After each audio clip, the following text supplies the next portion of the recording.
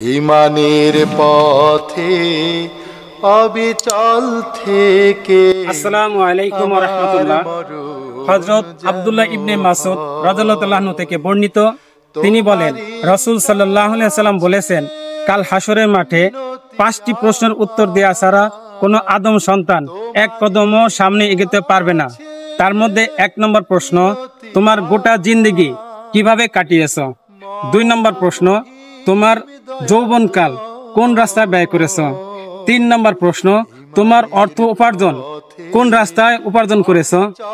4 নম্বর প্রশ্ন, ওই অর্থ কোন রাস্তায় ব্যয় করেছো? এবং 5 নম্বর প্রশ্ন, তোমার যে ইলম অর্জন করেছো ওই ইলম অনুসারে তুমি কতটুকু আমল করেছো? এই হচ্ছে 5টি প্রশ্ন।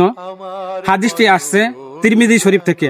আল্লাহ পাক আমাদের সবাইকে এই 5টি প্রশ্নের উত্তর জোগাড় করে দুনিয়াতে যাওয়ার তৌফিক দান করুন, আমিন। আসসালামু আলাইকুম ওয়া রাহমাতুল্লাহি ওয়া বারাকাতুহু। তোমারই কাছে মিনতি আমার।